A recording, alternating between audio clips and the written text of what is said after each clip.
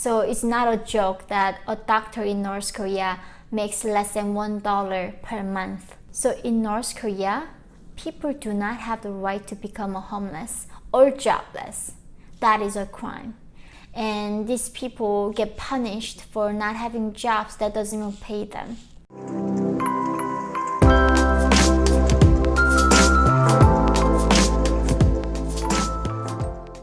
Hi guys! Welcome to my channel.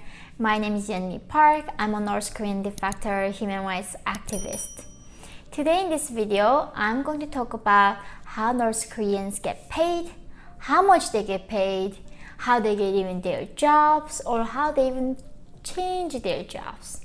Jobs are such an important part of our lives, and it is, let's see how it is for North Koreans to get their jobs. So first of all, in North Korean system, everything is central governed, economy is central controlled, and even jobs are. So you don't choose what you want to study, what you do. Actually, government decides what you do with your life.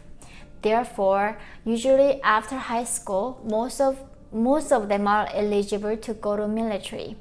And the ones that go to military, and few of them have a government's connection and family status that is eligible to go to college. So few percent go to college, most of them go to military, then the remaining ones are the ones are completely, in the eyes of North Korean society and government are the ones who doesn't have the good family background enough to go to military. They are the usually children of the family members who escaped to the South or China and all sorts of these people. So they get assigned their jobs by the regime, and then they usually send them to farms, factories, and different provinces. Then these children, young adults do not have a choice what they do there with their lives.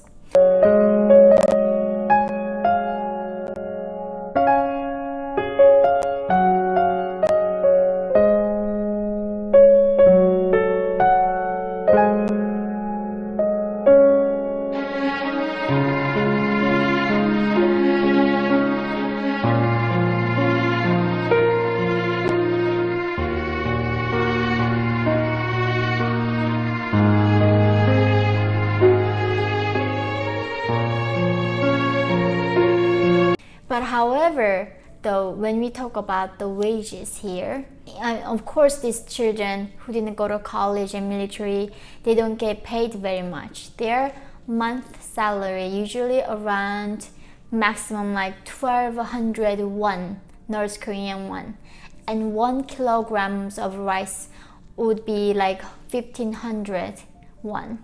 So they would not even buy 1 kilogram of rice entire month of their labor. However, there's no really difference of how much the officials get paid. The manager of that factory or that company would get paid something to 2,000 won. Then that person would buy something over 1 kilogram of rice from their entire month of work. So it's not a joke that a doctor in North Korea makes less than $1 per month. And this is why the corruption is everywhere, and that's why most of them are malnourished. The other thing that shocked me the most is when I came to the West, people, my friends and my peers, they would decide what they want to study, then what kind of jobs they want. And sometimes they don't want to even work. They go to maybe graduate school. And fortunately, I met some people who were able to work hard and made a fortune and even decided when to retire. So in North Korea, people do not have the right to become a homeless or jobless. That is a crime. As soon as somebody doesn't work for 3 months, directly they send to work camps to learn their lesson. In socialist paradise North Korea, nobody gets to become a homeless or jobless. And when they go to these work camps, they start working around 7:30 a.m. in the morning till like midnight. No breaks. They get bare minimum of food. A lot of them die from starvation. and these people get punished for not having jobs that doesn't even pay them. So people like in North Korea, I couldn't believe came to America seeing all these homeless people, and even like, you know, people choose to retire whenever they want to retire, and the freedom that people had.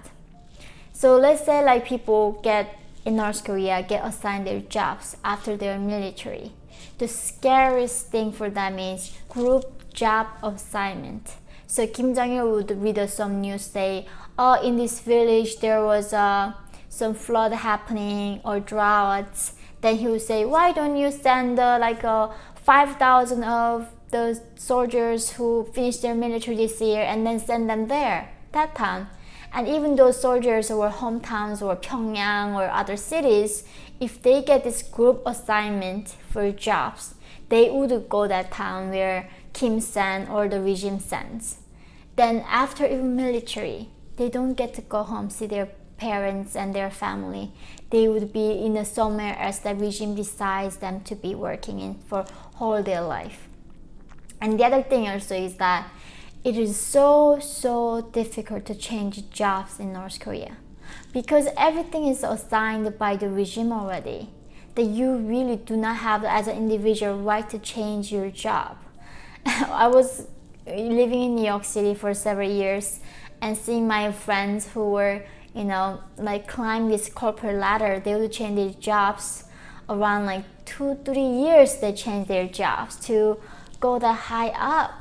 In North Korea, it's unthinkable that people can change their jobs that way. There's no scouting. There's no nothing like that. It's so manual. And now I'm thinking about it, like how the regime would know them better than me, that like I will be good at this and that. They think they know better than individuals and tell us what you gotta study, what you need to do, and what you do your lives. And I think this is why usually this socialist governed systems produce so much poverty and hardship for individuals, because we know ourselves the best. Nobody else could know as much as we are about ourselves. In North Korean society, those things is not accepted, and regime still acts like God and tells people what to do and where to live, what to do, you know, in every sense. I really hope that this helped you to understand the different system, different government system, and what the result is, and why it is so important for us to keep that freedom, that we be the masters of our own lives. And we gotta cheer for the people like North Koreans who doesn't have that right to be even jobless. So even though, you know, when people say, like whenever I listen to news, like, oh, there are this many people having no jobs, and to me it's like, it doesn't sound as horrible. To me it's like, oh, at least you have the right to be a jobless here. And in North Korea they don't even have that. Anyway guys, thank you so much for watching this video. If you really like what I do, I really hope that you can go become my Patreon and helping me to produce more of this kind of contents. Thank you guys, and I look forward to seeing you all next time. Bye!